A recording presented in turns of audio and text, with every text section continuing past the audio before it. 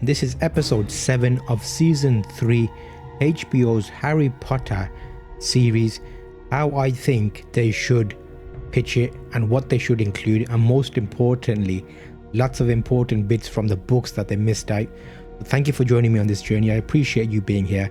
Let's dive into today's episode. We left off on episode 6 with Harry struggling with the Patronus, and I feel like this episode can really give us some key Patronus magic.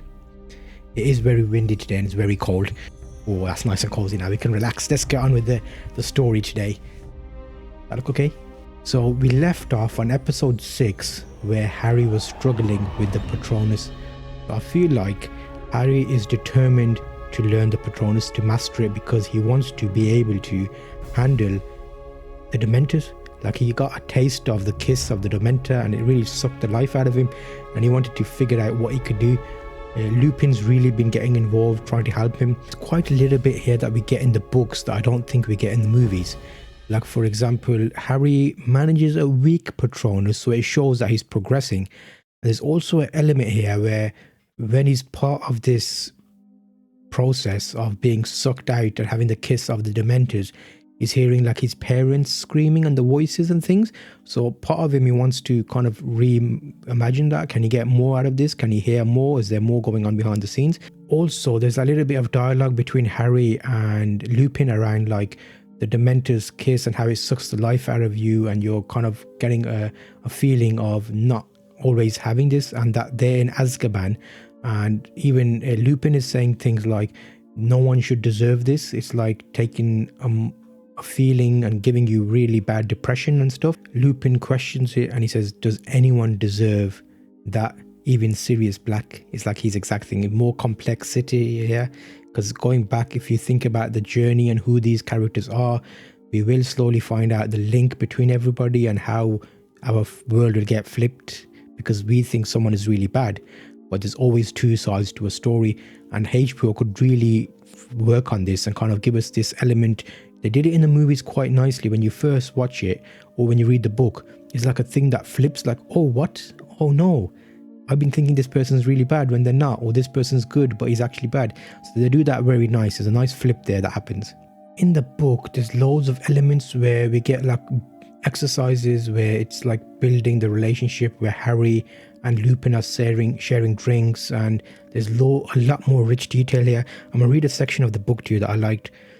Lupin tapped the kettle with his wand and a blast of steam issued suddenly from the spout.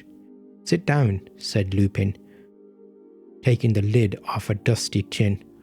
I've only got tea bags, I'm afraid, but I dare say you've had enough of tea leaves. Harry looked at him. Lupin's eyes were twinkling. How did you know about that? Harry asked.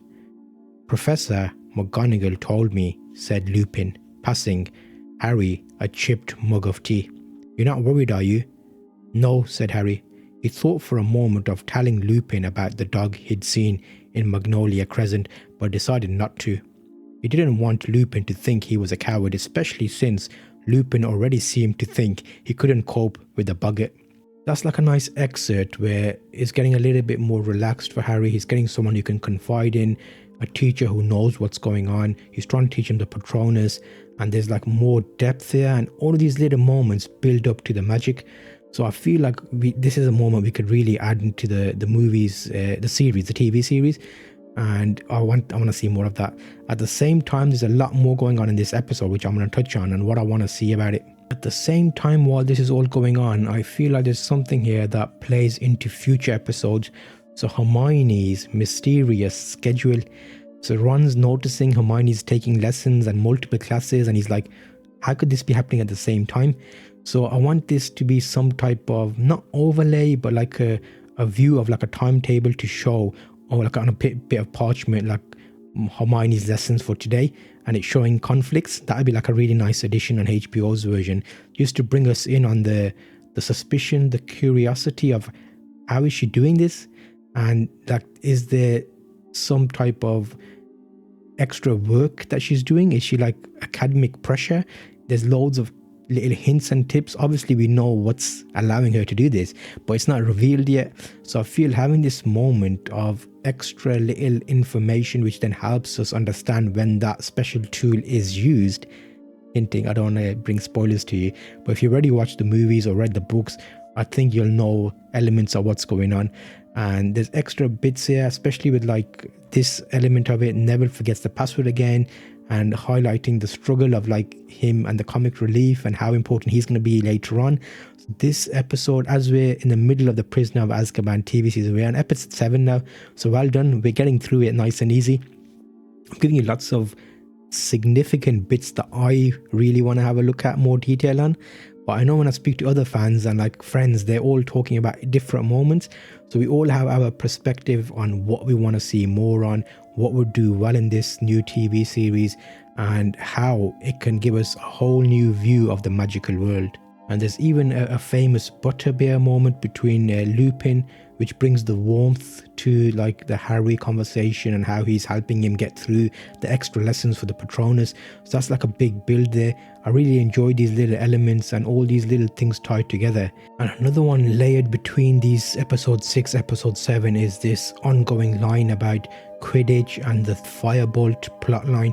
So Quidditch is very important in Harry's world, and he's kind of getting these gifts of these top of the line broomsticks.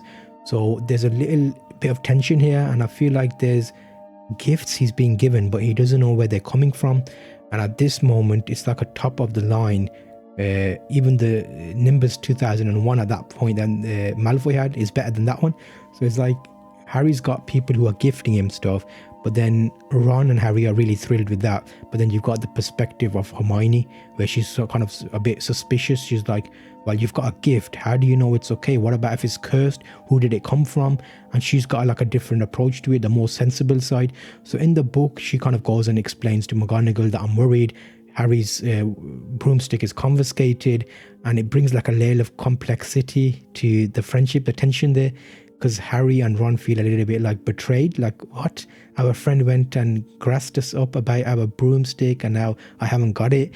And I think McGonagall and Flitwick spend weeks like trying to figure out what's going on, the hidden spells and jinxes about the broom. And this kind of leads into multiple storylines, that what the students are like, what the relationship between the trio is like. Was she betraying him, or was she worried and trying to help him? So having this kind of extra layer between the episodes, especially 6 and 7 and 8 maybe, this is like an underlying thing going on. I feel like it just builds to the tension of, in friendships there are disagreements, people look in different ways, so keep the mind open when you're watching this. Especially if you're reading the books and you want HBO to do a good version of this.